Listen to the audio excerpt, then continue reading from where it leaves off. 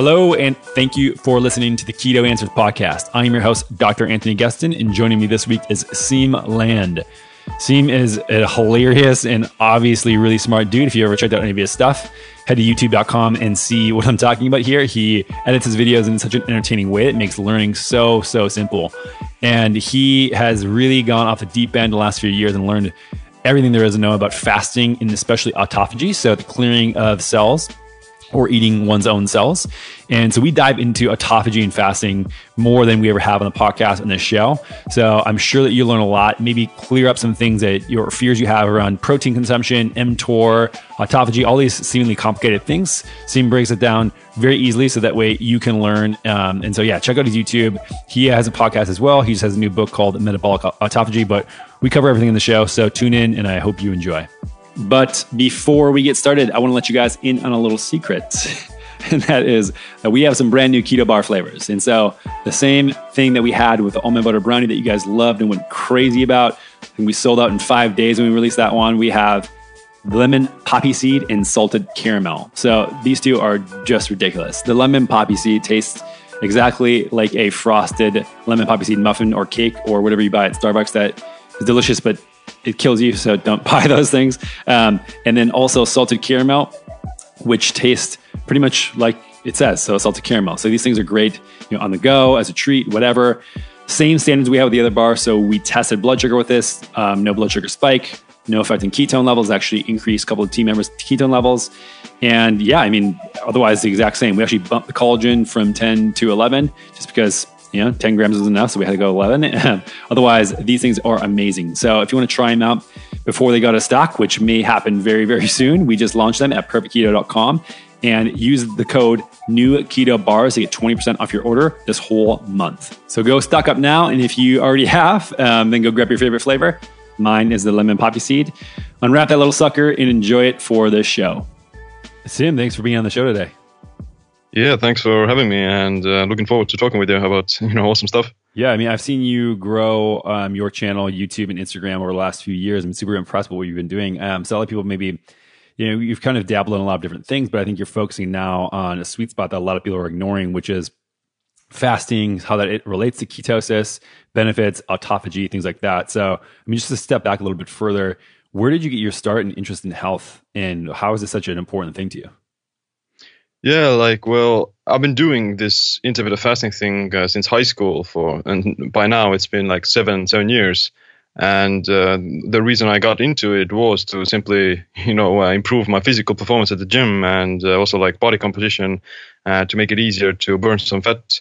But then I kind of went into the rabbit hole and, realized that there's so much more to this way of eating, or let's say not eating, and kind of time restricting to when you consume your calories.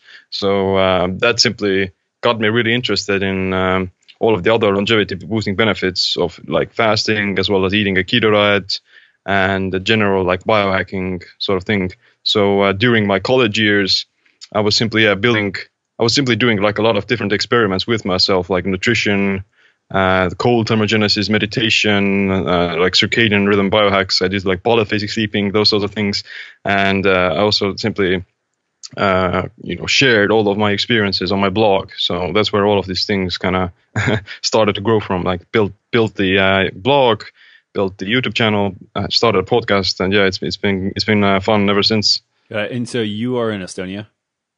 Yeah, Estonia, yeah. Okay. Is it popular to do this type of work there? I feel like even in the US where, there's a lot of research going on that it's a little fringe and people think you're a weirdo. But then I noticed, for instance, the biohacking conference is up in Finland. That is an annual conference. Is that more of a thing where you're living, or are you kind of a freak among your friends there? Well, I would think that biohacking itself as a thing is more of a like an ancestral way of living and holistic health that has been practiced in these parts of the world for quite a long time. Like this one of a very common biohacks that people talk about in the States is like taking a sauna or taking ice baths, when in reality those things have been done here for like hundreds and thousands of years. Like the Finnish sauna is very like part of the folklore, and Estonians also like have been taking sauna since like the medieval times. So with that itself isn't like a fringe thing. But what may sound like somewhat cautious or something that may raise eyebrows is using different self-quantification devices like the Oura Ring to measure your sleep, or maybe doing like some sort of a keto diet or practicing intermittent fasting. Those things are still somewhat of things that people are quite skeptical about, at least like in terms of like is it healthy or does it actually work. So I would say that people are very open-minded here because it's like very makes sense to a certain extent once you explain them the science. But I would say it's not like a mainstream popular thing. Most of the mainstream health and fitness advice is still surrounded by eating 6 square meals a day or with a lot of snacks and having your whole grains and doing a bunch of cardio and such. But yeah, I think it's changing with these different biohacking movements. So you just came out with a book called Metabolic Autophagy. So this is something that I think is very, very needed in the space. I think that there's a lot of misconceptions around things like fasting and, just insulin and glucose levels and when those change, autophagy and mTOR. You address all these things, but just for people who don't really understand, how would you define autophagy? And can you just give a little background on that? Right. Well, autophagy itself translates into self-eating, which is your cellular kind of process where your healthy cells tend to recycle the old and dysfunctional components of the cell, whether that be like broken mitochondria, inflammatory cytokines, or some other like toxins and parasites, whatever they may be. And usually it gets activated under nutritional stress and even like energy depletion, whether that be from exercise or doing fasting or doing some breathing exercises even though. So usually it gets elevated when your body needs to like produce energy from its endogenous resources and recycle those dysfunctional components like proteins and mitochondria. So that there are a lot of like benefits to it as well, such as like reduced inflammation, fighting these infections, as well as like longevity boosting benefits. So it's really like a critical part to the lifespan extension you get from caloric restriction as well as fasting. Like with autophagy, you actually are able to keep yourself youthful, whereas without autophagy, you may simply starve yourself and not get like all the longevity boosting benefits we're talking about. And so I think that one of the misconceptions here that a lot of people have and hold is that the only way to get autophagy is by fasting for a very long period of time. So, could you just break down your opinion on that and maybe some of the research that you found that contradicts that? Yeah, it is like a really important question in a sense of like when you say to people that you're going to get these life extension benefits from fasting and you need to starve yourself for 3 to 5 days, when it's always like a matter of context in the sense of where are you coming from, what kind of a nutrition plan do you follow, what kind of foods you eat, what are you doing during the fast, and so on. Like there's a multifaceted question, so to say, of when does it actually kick in or what's the optimal dose.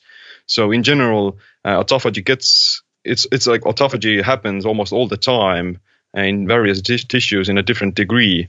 So it gets ramped up whenever your body is like depleted of certain nutrient factors like amino acids, which come from protein, as well as like glucose, which come from carbohydrates, and so if your insulin is low and your amino acid pool is also depleted, then that's going to suppress this protein kinase or a fuel sensor called mTOR, or a mammalian target of rapamycin. So mTOR is the sort of a growth switch or anabolic switch in the body that is going to switch you over from the catabolic mode or the fasted mode into like a fed state that's going to facilitate cellular growth. So whenever mTOR is suppressed or mTOR is low, then autophagy will start to ramp up, like those specific degree. It's going to happen depending on how depleted you are from those nutrients and how long you've been depleted from it. So usually when people say that it takes like 3 days to trigger autophagy, then usually they mean that you're coming from like this standard way of eating with 3 square meals a day with a lot of snacks, high carbs, and so on. So you have like a lot of this fuel that you have to burn through in order to get access to that autophagy state. So in that case, it will indeed take like 3 days if you're eating like the standard Western diet. But on someone who is doing already like a low carb, whole foods based diet, then their glycogen stores as well as like amino acid stores are already somewhat lower, and they're also like healthier in general, so they're more metabolically flexible. Then for those people, then the process of going into autophagy will definitely take like much less time because they don't have like that much fuel to burn through. So I would predict that even like 24-hour fasts will get you like some autophagy. But yeah, in order to get like a huge longevity boost or like a therapeutic boost, then maybe like 48 hours to 3 days is still like something to do every once in a while. Got it. So obviously fasting. What about other things like exercise? Yeah, if you especially add some exercise into the fasted state, so to say, then that's going to significantly increase the speed that you go into autophagy. There's specifically they have found that fasted exercise can activate more of these autophagy-related genes that are like indicative of the autophagy process.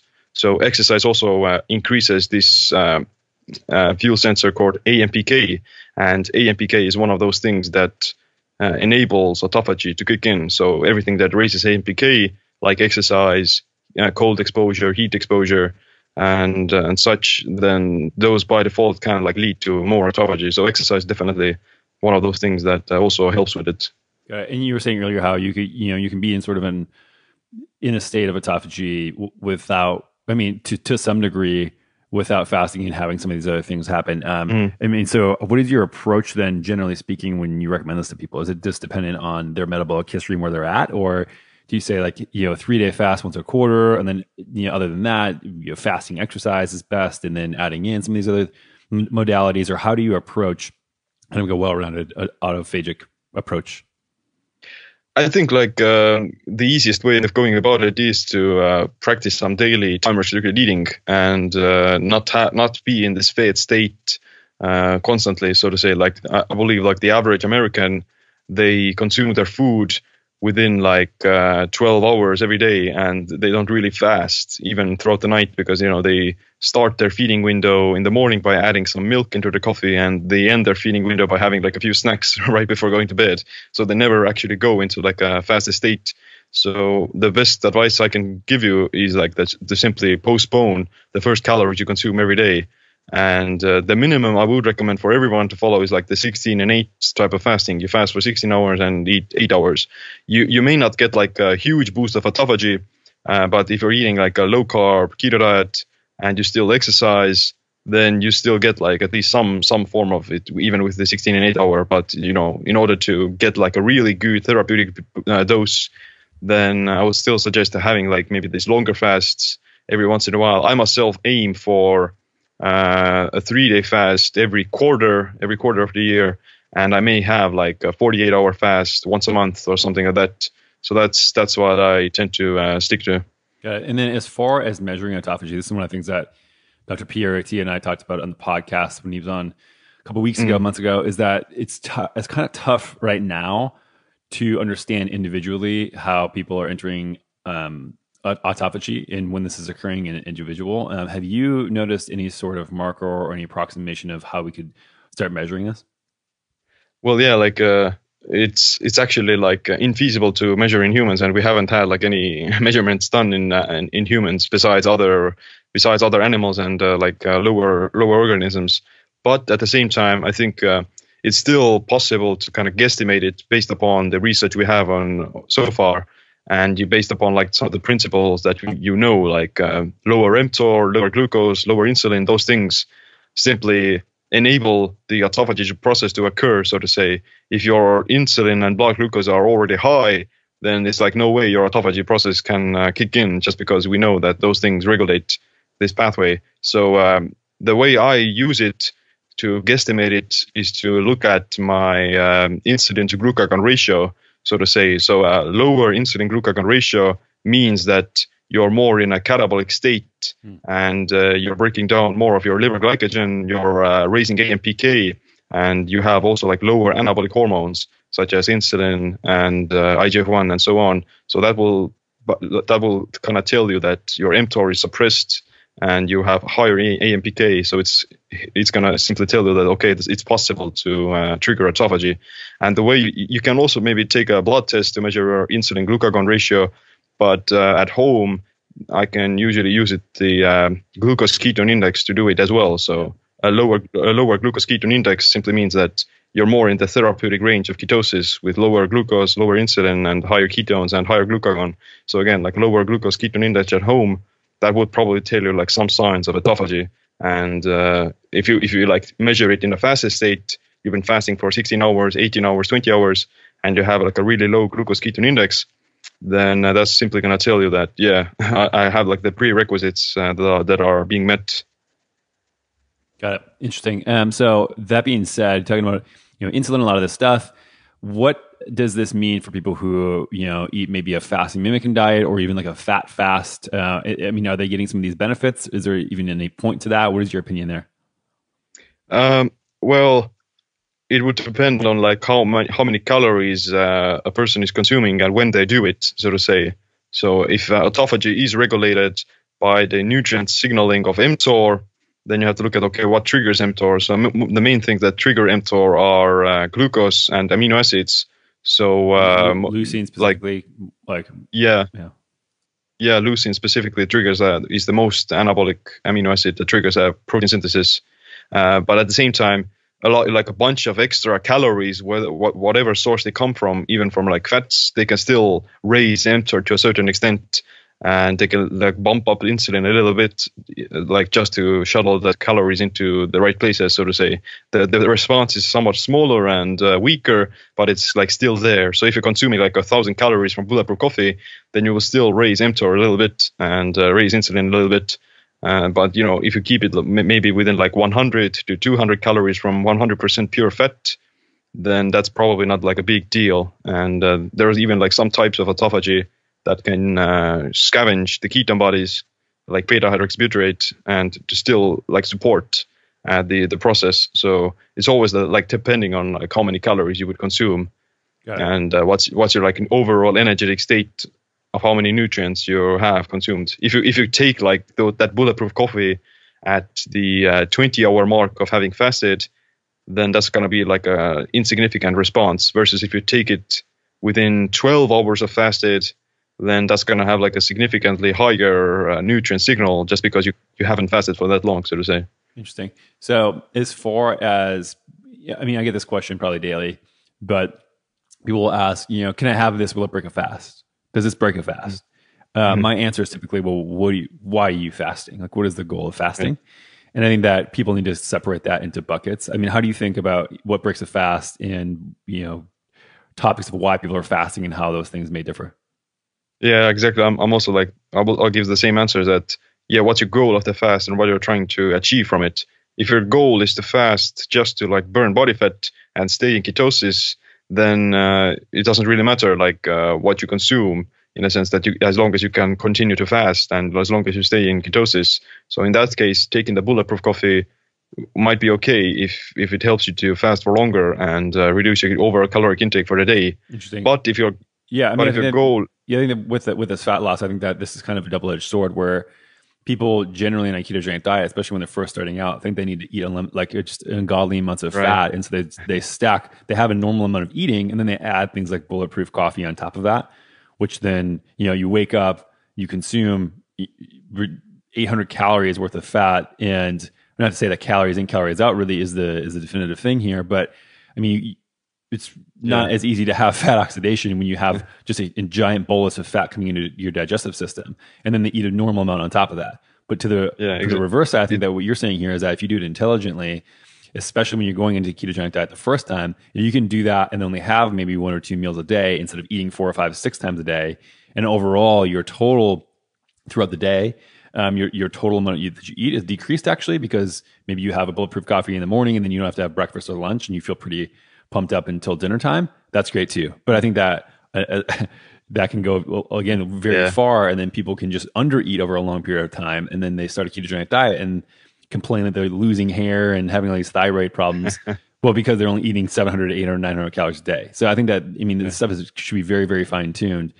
I generally just say, kind of a similar thing as far as fat loss, but it's more than just if you're fasting or not. And I think that people think that, it's just a magic pill. If you're fasting for X amount of time, that you're just automatically going to lose fat. And I don't think that it's that simple. Exactly. Yeah. Like it's a slippery slope in the sense that people think that it's mandatory to add like a bunch of these extra fats and the MCT oils and everything. Whereas in reality, the idea is that those things should be used simply as like a meal replacement and something to suppress your appetite and to help you to fast for longer. Whereas in reality, like you said, that if you add all of those things on top of each other, then those calories will simply add up, and there's no way that you can escape that caloric load eventually. Right. And so that's a kind of a fasting for fat loss. What are the other types of fasts, and how do you recommend people either break them or not? And what counts as breaking a fast? Like for example, if you're in the opposite example of you're trying to achieve more autophagy and do it like a more therapeutic fast, then in that case, I would simply recommend people to stick to like coffee, green teas, and regular water during the fasted window. And whenever they do get like more hungry, but they don't want to break their fast yet, then I would recommend them to simply take like a little bit of apple cider vinegar with some water or sparkling water even. That's gonna like stave off hunger, and it's also going to suppress their appetite while still enabling them to fast for longer. So apple cider vinegar itself does stimulate some ketone bodies, and also I would believe that it will also stimulate autophagy as well. So the amount of apple cider vinegar people usually consume is like only 1 to 2 tablespoons, which itself is like 5 calories, which is the same as like a cup of coffee or something. And it's inherently, it isn't going to break fast and simply going to enable you to fast for longer. The only caveat may be that if you're using the apple cider vinegar with the mother, then those things like the mother itself is like these dead bacteria or these bacterial strains inside there. So they're made of protein and such. So they may at least like inhibit autophagy for a little bit. But I would suggest that that's only like transient and temporary. It's going to doesn't have like a huge effect. But if you're really neurotic about it or really afraid of it, then you can also use like the distilled version of apple cider vinegar without the mother and use it to postpone your fasting. Yeah. So, I mean, your opinion is that coffee, tea, these type of beverages, anything non-caloric is pretty much fine for a therapeutic fast like this. So I know that there's a lot of people coming out that saying that, this may be counterintuitive, but I think that, again, this is for a different type of fast, more of like a circadian rhythm fast and things like that. And so I think that, we just need to be very clear instead of lumping fasting into one bucket about separating that out about what type of fast it is. And I don't know if we need to have like a renaming convention and start putting these things into new categories. But this is one of the things too. I think that people are starting to freak out about coffee and things like that, and they don't even have clarity around why they're fasting or what their purpose is. And I think that, like you said, when measuring, this is one of the things that I do as well is, when I'm in longer term fasts, I try to keep into a state of 1.0 under a glucose ketone index for 1 to 3 days, which that's how I find it to be the most therapeutic. And you can get there with having coffee, right? If you're at that state, like it's very, very clear that your metabolism is shifting over and a lot of things are happening. Like coffee is not going to take you out of that. Coffee also like stimulates autophagy, so it's actually supporting the process and like promoting fat burning as well. So you're getting all of the benefits that most people want to fast for. So why not? Right. So what is your opinion on things that are non-caloric but maybe have some other signaling properties? So for instance, like stevia or monk fruit, or even sugar alcohols or sweeteners like that. I would say that to be 100% sure, then I would avoid like the sweeteners just because of they may stimulate insulin with the cephalic phase response and like this creating this placebo-like fed state where your gut thinks that you consume some calories and carbohydrates, but maybe it's again like it's not like that big of a deal. It may like inhibit the fasted state for a few hours, but you will probably go back into it quite faster as well, especially if you're continuing to fast and not having the problem. The only problem might be that simply if you're having those sweeteners, then you simply may trigger some cravings and you actually get hungry just because of you tricked your mind and you tricked your gut into thinking that you ate some food. So it's generally I find it easier to avoid all of those like sweeteners and these sensory stimulations that may think that I'm eating, because usually it's like a much easier to do like a regular fast and stick to only like coffee and these things. Good. Just to touch back one more time, you do a quarterly 3-day fast or so. I was talking to a friend of mine recently who says he does like almost every day, 16, 18 hours fasting, and that he thought he was under the impression that after that, you've kind of flatlined autophagy and you can't really get any more than that. And I was saying, and had a little bit of an argument that from what I've researched, that it seems to be like 2 or 3 days is kind of where that plateau effect happens. Is there any amount in general that you've seen is kind of like the sweet spot? Like you said before, you can get some of that kind of day over day, but as far as cycling in longer term or getting to maximum amount of autophagy, where have you found that to be the case? Yeah, I do think that there will eventually be a point of diminishing returns, because too much autophagy is still bad, because like you may jeopardize your lean muscle tissue, and there are actually some cancer cells and tumor cells that can also survive upon the process of autophagy.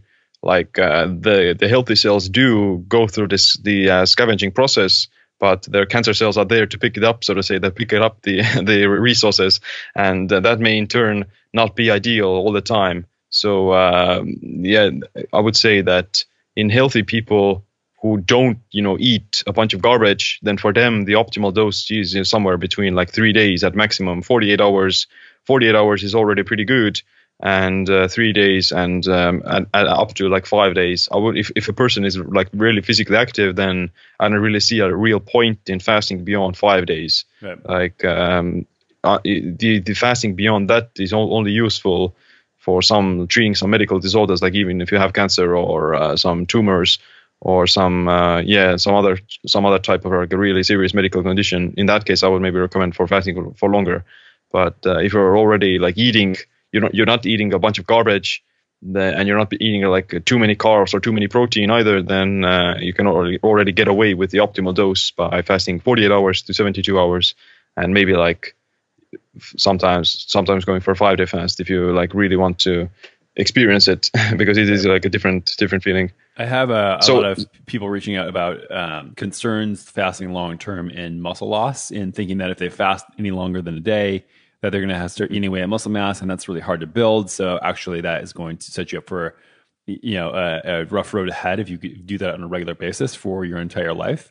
I've actually noticed myself that if I continue working out and stimulating my muscles while I'm fasting, that my muscle mass doesn't go anywhere. If anything, that even on the longer fast, maybe 3 to 5 days, it increases, maybe a half pound to a pound pretty consistently. I mean, I think I have a lot of different theories around this, why this might work, and kind of like in the muscle in autophagy. And if you're using it during when you're fasted, your body goes, oh shit, let's keep this tissue because it's really important for what we need to do. And whatever else is not working and contributing to this, we can take care of that and rip it all out. And then let's make you stronger after this thing, after you get refed. So that way, next time this happens, we can prepare for this even better. What is your opinion or thought on lean mass preservation, fasting, and how all that stuff works together? Yeah, exactly. Like I do think that muscle itself is a demand driven, so to say. Your body doesn't want to have muscle; it's only going to keep it if it feels the need to, and you have to stimulate it to a certain extent. And that's why it's a good idea to maintain some form of physical activity during the fast, whether that be like you probably won't be able to do like a huge powerlifting workout or CrossFit something.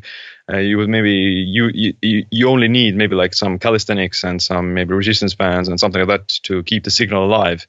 With that being said, just fasting for only 3 to 5 days, that's not long enough to experience significant muscle loss, because you would probably have to be not moving at all and not being physically active at all to lose muscle within that time frame. But even with your daily activities and doing maybe like a few push-ups and pull-ups every day, then that's already going to keep the signal alive. But there's still like the potential danger that, of course, you may lose muscle even with like a shorter fast, even within like 24 hours, if your body doesn't have like the protection from the fast and protection from the caloric stressor. So that's why being in a state of ketosis is almost like mandatory, in my opinion, if you are going for a longer fast, because ketosis is muscle sparing and also like reduces the demand for glucose as well as gluconeogenesis. So to say, if you start a long fast when you're not in ketosis, then you probably will lose quite significant amounts of muscle because your body is still running on glucose and it doesn't pick up ketones that efficiently yet. It still needs to go through the adaptation period. So it's going to turn to the protein of your lean muscle tissue and convert it into glucose through gluconeogenesis. So that's the idea of protein being or gluconeogenesis being demand driven, that your body needs it. But in a state of ketosis, you're coming from a keto diet, you start a long fast, then the demand for glucose is very low and you can successfully run on ketones. So you add the anti-catabolic effects of ketones as well on top of that, then you probably won't lose any muscle at all. So I've noticed that on those longer fasts, I definitely I don't see any muscle loss, and actually I feel as strong as I was before. And it's funny that probably the next few days after I break the fast, then I actually I see like this surge of muscle growth as well as strength, because like my body is more sensitive to the anabolic stimulus of eating protein and such. So it's gonna use it more efficiently. Yeah, I mean, that's what my response was. Let me know. I think 2 weeks ago I did a 3.5 day fast, and afterwards, the 3 or 4 days afterwards, I probably strongest I've been in about a year, and just felt incredible. So kind of touching on lean mass and things like that. So people are a little freaked out about the stimulation of or inhibition of mTOR and controlling this, and the fact that like if mTOR is stimulated, they're going to die when they're 40. Can you just explain what mTOR is and how it affects, in anabolic or catabolic state, longevity, protein synthesis, all this different type of stuff, and maybe quell some people's fears? Yeah, well, mTOR itself is like the reason we're all alive. So to say that it's an essential thing, and it's like a fuel sensor or a family of protein kinases that detects the energy status of your cells, and based upon the energy kind of status is going to direct cellular growth, and those things include muscle growth, releasing stem cells, building nerve cells, and everything. So the idea that mTOR is going to give a cancer is because of the overall anabolic effect of mTOR. So if mTOR is elevated, then everything in your body is going to grow, including muscles. And if some people have cancers, then it's also going to grow the cancer cells. But at the same time, in most healthy people, mTOR itself isn't going to give you cancer, so to say, and protein either. It's not going to give you cancer. So mTOR itself is actually like it's central for triggering the muscle protein synthesis signal as well. And you need to have adequate amounts of mTOR to maintain lean muscle as well as build it. So that's why I think like these diets that restrict protein a lot and they inhibit mTOR all the time, those things aren't actually very useful in the long term, because you will inevitably sacrifice some of your lean tissue because of like keeping mTOR low all the time and keeping the protein very low. So if you think of, okay, what's going to help me live longer, then muscle tissue is also one of the most important things for maintaining not only your lifespan but also like health span. And if mTOR is going to help you to build muscle and actually maintain quality health span for a longer time, then I would say that stimulating mTOR in the right amounts at the right time with enough protein intake, then in that case, mTOR is actually like a pro-longevity hormone or a pro-longevity sensor, so to say. You have to simply know how much is good, how much is enough, and you definitely don't want to stimulate mTOR all the time, like in the example of the standard American diet, or like a really high protein, high eating frequency bodybuilding diet. Those things may stimulate, they keep the mTOR signal alive all the time, which in turn may have like some unwanted consequences. But again, if you're already practicing some form of a low carb keto diet or some form of intermittent fasting, then I don't really see like a point of being afraid of mTOR, because like mTOR is still helping you to like build muscle. Yeah, I think that we have some of this weird research coming out in worms and things like that, where they knock out this gene and then the worms live a lot longer. And we're trying to extrapolate this to humans without looking at a lot of other data that shows very clearly that, like you said, lean mass preservation or loss of lean mass is one of the highest indicators of all-cause mortality. Meaning, like, you will die quicker and have a shorter lifespan from pretty much any other cause if you start losing your muscle mass earlier. Yeah, I mean, this is why people fall. This is why you've probably had a someone's grandparent, fall and break their hip and they're dead right after that, it's because they don't have stability, they don't have strength, and they've lost it long ago. And so, I mean, if let's say you may be artificially extending your lifespan or extending it 10%, but because you have no muscle mass, you actually fall and crash your hip, and then you're dead because of that. I mean, exactly. We're not looking at the full picture here. We look at some of these sexy studies that show, longevity increase in worms, and we get so freaked out that we go all the way to one end. And I think that it's also go ahead. It's also like important to understand or to try to project or understand the subjective well-being of that worm who was put under that severe caloric restriction and protein restriction, so to say. I don't think that worm lives like a really happy life, and they are like taken in these laboratory contexts, and they don't have the same conditions you have in modern life. So in the modern environment and society, you would benefit from having like more muscle mass just because you have like a higher metabolic rate.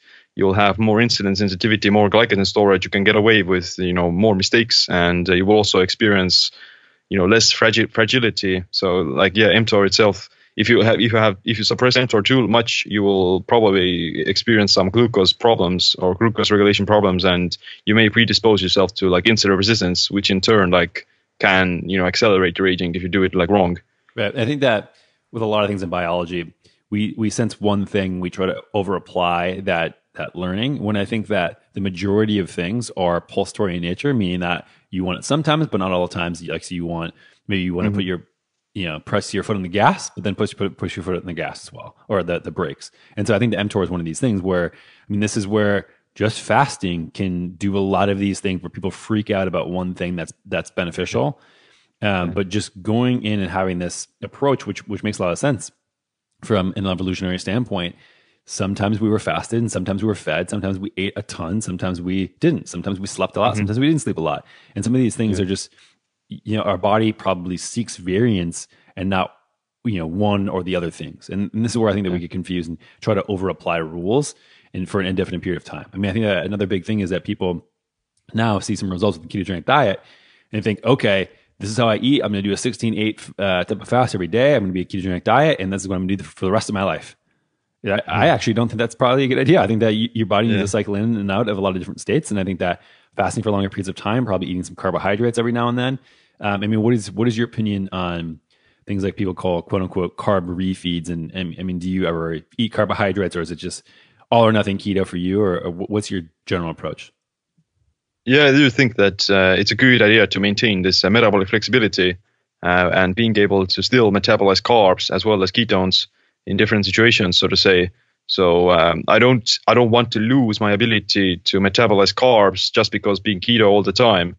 And it may happen indeed. And especially like if you feel somewhat brain fogged and lethargic after eating a piece of potato, then I think that that's not ideal and that's not optimal. So I always want to be flexible in a sense, and I'll be able to burn through the glucose, quite efficiently, and then switch back into ketosis as fast as possible. But in most of the time, I do stay on a low carb ketogenic state and eat the low carb foods.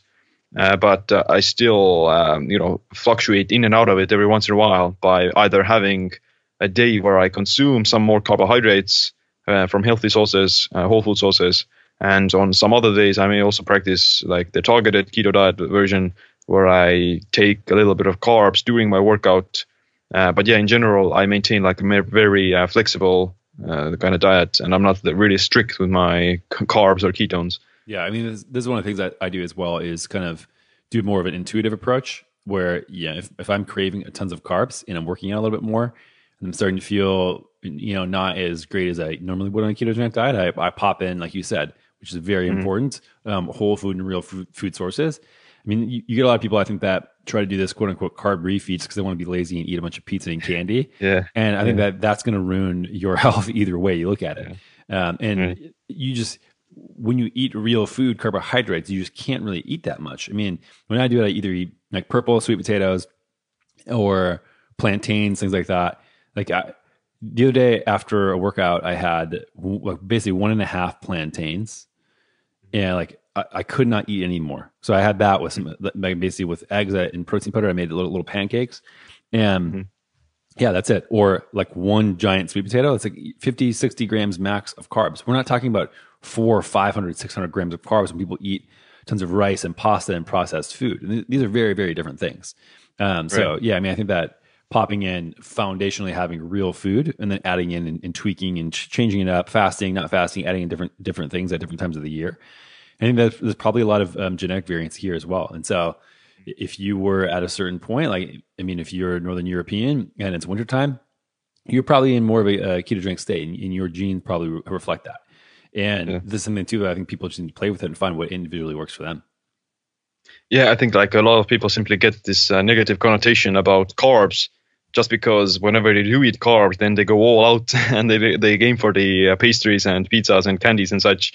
So in reality, like healthy whole food carbs, they can still help you to lose weight and they can still help you to be healthy and such. You just have to make sure that you don't overdo it and you don't like take them in the wrong context. So the insulin hypothesis itself is still like, it has some truth to it, but it's still like faulty in some aspects. So yeah, it's always a context dependent thing. And like processed carbs are definitely not the same things as whole food carbs. Right. And so how does a day of eating look for you? Well, I myself primarily like eat usually once a day, and I do like a longer daily intermittent fasting schedule. And in that time frame, I fast maybe for either 20 hours or 22 hours, something like that. So it's also like used to be called the warrior diet. But yeah, during the fasted state, I consume only like black coffee, teas, water, and maybe like a little bit of apple cider vinegar. And then I work out and I break my fast usually with some low carb ketogenic foods. My main kind of go-to sources are eggs, some fermented foods like sauerkraut, and some meats, sometimes some fish. And yeah, that's my like general, like a really simple way of eating. Like I fast and then I eat some steak and eggs and some vegetables. What type of vegetables do you eat? I do like some broccoli, cauliflower, as well as purple cabbage and cabbage. I do steam them a little bit just to make them more easily digestible and such. So those are my go-to sources, and also like pickles. Those are pretty good, like a prebiotic or a probiotic food with some fermentation. Have you messed around with the carnivore diet at all? I haven't done it like for a long-term thing. I have done it maybe like a few days, but in like principle, I do think it's really effective, and I may have come off on some of my videos as an anti-carnivore, but I do think it can work and it has its place. But as a long-term sustainable thing, I would still want to be able to metabolize carbs and still want to be able to metabolize vegetables and all those, tubers and such. So optimally, it still goes back to like the metabolic flexibility, and maybe going for a short period of zero carb can be beneficial. But I still would think for optimal health and longevity, it's still a good idea to have some carbs every once in a while. Yeah, I mean, this is one of those things where I think people see one thing and then over-apply it and just go that direction and say it's the best thing forever. And I think that I agree with you. I mean, I tried it out for 5.5 weeks and I saw some notable benefits, and I thought it was pretty interesting. And I think that some of these people who have really severe autoimmune conditions who get results on it, those ideas are extrapolated to everybody else. And then everybody else, is getting very, very dogmatic, but it actually concerns me. And kind of, is intense. And I've seen a lot of people almost take this vegan standpoint of, if you're not doing carnivore, you're an idiot. And this is the only way to do it. And plants are the devil. And like, you must not know anything if you're eating anything else but meat. And it's pretty aggressive. Yeah, well, plants still have like a lot of longevity boosting compounds. Like it maybe goes back to like, what's the goal of the diet? If your goal is to fix an autoimmune condition, then yeah, it's probably the best bet. But if your goal is optimal longevity, then maybe implementing some plants is still a good idea, because a lot of these, polyphenols from vegetables and other compounds found, for instance, in like turmeric or ginger, they do stimulate the autophagy process as well and activate certain other antioxidant pathways. So it's like a carnivore diet is good, but adding some vegetable is like plus one, so to say. It's like the next level. Yeah, I mean, I think that's another point where it's like everything is kind of pulsatory. So maybe it makes sense just to only eat meat for 3 days or 4 days, and maybe it makes sense to just be vegan for 2 or 3 days. Maybe it makes sense to fast for a couple of days at a time. I mean, Yeah, this is yeah, probably the approach that most people should be taking. yeah, it's not a good idea to combine like a bunch of these conflicting fuel sources together. Like you don't want to ever combine fats and carbs, and you don't want to ever combine like a lot of meat and a lot of vegetables and a lot of tubers at the same time, so to say, because they require different metabolic fat pathways and different digestive enzymes to break down. So that's where all the kind of issues also start from. Like people get digestive issues because they they send the wrong signal to their gut, and they simply eat the wrong foods together. Yeah, Whereas if they, like you said, if they do it in a positive way, then they could avoid those issues. Yeah, so this is one of the things that I like to tell people as well, is that basically if you're eating fat and going high fat keto, like just stay away from the carbs, and if you're eating carbs, stay away from the fat. Can you just explain, maybe like you just kind of highlighted a little bit of maybe what you should be eating together and having certain meals and your approach? Yeah, I would say that like you said, if you're eating fats, whether that be from butter or cream or some even some eggs, then I wouldn't ever combine them together with like carbohydrates, because those carbohydrates will like spike insulin, and if you have like fats around as well, then that's simply going to keep the insulin elevated for a longer period of time, and that can cause like some metabolic issues. And even having carbs together with fats will also raise your triglycerides, which is not a good thing for heart disease. And also, like it's going to promote the glycation of proteins and fats, so it's going to oxidize the cholesterol and cause a whole lot of damage to the cardiovascular health. So yeah, that's the the thing everyone should keep in the back of their heads, to never combine like fats and carbs together. So even if you are eating like these keto foods, like steak and eggs, then you don't really want to have like any sugars or carbs floating in your bloodstream at the same time. Right. Some other things that maybe people can look out for is to not have like a lot of like tubers and starchy tubers with a bunch of meat either. Like the meat and potatoes, that may sound good, and it can work to a certain extent. But I still think like the conflictive digestive enzymes can still cause some autoimmune disorders or some gut issues if you do it all the time and on a consistent basis. Every once in a while, it's probably okay, but again, like carbs require certain digestive enzymes like amylase, and proteins require different enzymes like protease, and so they're probably not going to be working together. And so, as far as supplements go, is there anything that's kind of a staple of your routine? Well, I think creatine is probably the best thing that everyone can take, and probably everyone can benefit from. So it's going to help with ATP production, physical performance, and even like cognitive performance and memory retention. So it's really like one of the best research supplements. Next to that, I may also take some of the adaptogens and medicinal mushrooms as a supplement. I consider them as a supplement. Things like chaga, reishi, lion's mane, ashwagandha, maca, those things. And they're going to help to kind of lower stress, lower cortisol, as well as build up your stress resiliency against future stressors. So they do work in like a dual way. They heal the stress as well as make you stronger against the stress. Some other things that I myself still consume are like vitamin D, because of living in the north and there isn't like much sunlight, especially in the winter months. And then maybe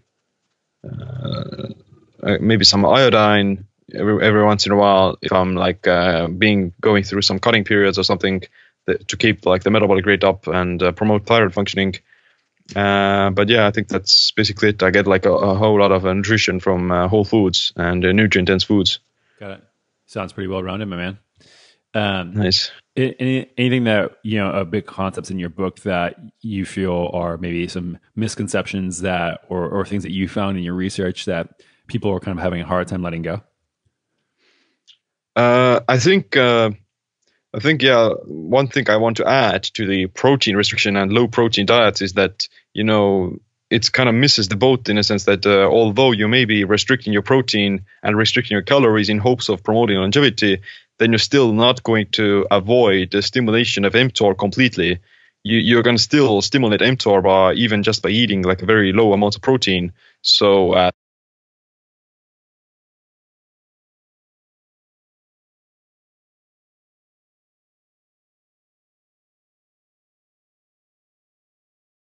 Okay. So yeah, I think the low protein diets, they do like keep you in a lower state of mTOR, but the problem is that even if you consume small amounts of protein, then or you consume no animal products, then you're still going to stimulate mTOR by that small amount of protein or even by carbohydrates. So it's not just that the protein is going to raise mTOR. Carbohydrates also raise mTOR, and insulin specifically. So let's say, for instance, you eat this low protein diet, but you still eat three times a day, then you're going to still keep yourself in a semi-mTOR activated state all the time, just because like mTOR is still then detect some nutrients in the bloodstream. Versus on the other hand, if you were to practice intermittent fasting and you consume only 2 meals a day or 1 meal a day, then in that case you're going to gain a significantly more mTOR stimulate, or you're going to gain a significantly more autophagic boost, while at the same time you're still able to consume adequate amounts of protein. You don't have to like restrict it. So simply having a smaller eating frequency enables you to get away with more, and enables you to like maintain your lean muscle tissue even more. So yeah, if you're practicing intermittent fasting, then you don't really have to worry about protein restriction, just because like you already go into much more effective state of autophagy and longevity boosting with fasting. Got it. Yeah, I mean, it's one of these things too that people don't realize is that eating protein also keeps you full for longer and keeps you more satisfied. When I have a lower protein diet, even if it's keto or whatever it is, I'm way more hungry than not. Even if I'm being fueled by fat, and people think that generally speaking, that if you're on keto and you just have fat, you should be totally fine and full. I mean, I need, maybe it's because I work out, I don't know, but I mean, I feel if I don't have protein, I'm just ravenously hungry. Right. Yeah, it's like the idea is let's say a smaller eating frequency is still better than eating more frequently, but keeping your protein low. Got it. Awesome. Well, thanks for being on the show, Sam. Why don't you give people a little sample of where they can find you in the book you just came out with? Yeah, on social media, on all of the platforms, I'm Siim Land on YouTube and Instagram, and the book itself is Metabolic Autophagy, so you can get it on Amazon. Awesome. Thanks for being on the show, buddy. Yeah, thanks. All right, everyone. Thanks for listening to another episode of the Keto Answers podcast. I hope you enjoyed it, but even if you didn't, I would love a review. Just go over to iTunes, wherever you listen to your podcasts, and pop in a review so we can get found by more people, get better guests, and have the information that you need. So please go to iTunes, wherever you listen to your podcasts, and leave us a review. And if you're new to keto, head on over to perfectketo.com/podcast and enter your email for all our top tips and guides on getting started with the ketogenic diet. Thanks, and we'll see you next time.